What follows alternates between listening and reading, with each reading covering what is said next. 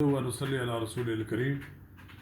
پاکستان کی پارلیمنٹ نے تینوں مسلح افواج کے سربراہوں کی مدت ملازمت میں توسیع کے بارے میں قانون کی منظوری دے دی ہے۔ صدر مملکت نے اس قانون پر دستخط بھی کر دیے ہیں۔ اب یہ پاکستان کے ایک مسلمہ قانون کی اس کو حیثیت حاصل ہو گئی ہے۔ اس کے بعد وزیر اعظم پاکستان اپنے اختیارات کا استعمال کرتے ہوئے جنرل قمر جاوید باجوہ کی مدت ملازمت میں 3 سال کے لیے توسیع کریں گے۔ یہ اس نتیجے تک پہنچنے کے لیے بظاہر تو حکومت نے کوئی کارروائی نہیں کی، صرف اس نے ملاقاتیں کی ہیں، لیکن ایسا دکھائی دیتا ہے کہ پس پردہ قوتوں نے اس قانون کی منظوری میں اپنا کردار ادا کیا ہے، جس کی وجہ سے پاکستان مسلم لیگ نون اور پاکستان پیپلز پارٹی دونوں نے مل کر حکومت کے ساتھ تعاون کیا تاکہ بآسانی حکومت یہ قوانین منظور کر سکے۔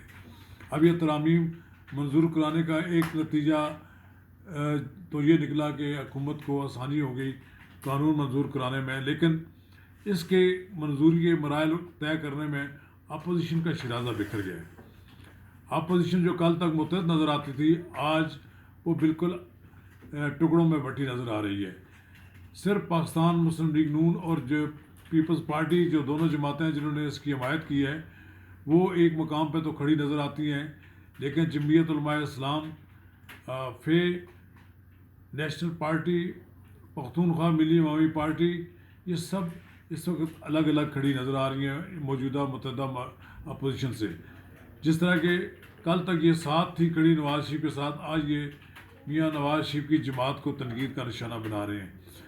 دلچسپ امر یہ ہے کہ پاکستان پیپلز پارٹی نے بھی یہ حمایت کی تھی اس قانون کی، لیکن وہ سارا ملبہ پاکستان مسلم لیگ نون پر ڈال رہی ہے کہ اس کی وجہ سے انہیں بھی مجبوراً اس قانون کی حمایت کرنی پڑی۔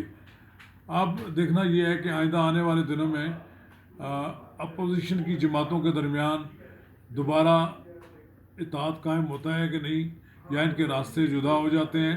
لیکن یہ صورتحال اسی طرح پاکستان مسلم لیگ نون کو بھی درپیش ہے، اس کے اندر بھی توڑ پھوڑ شروع ہو چکی ہے، وہاں پر بھی ایک دوسرے کی ٹانگ کھینچنے کی کوشش کی جا رہی ہے۔ حالانکہ یہ فیصلہ میاں نواز شریف کا فیصلہ ہے کہ اس بل کی حمایت کرنی ہے، لیکن اس بل کی حمایت کرنے میں پاکستان مسلم لیگ نون کے کچھ رہنماؤں نے ہچکچاہٹ کا مظاہرہ کیا ہے۔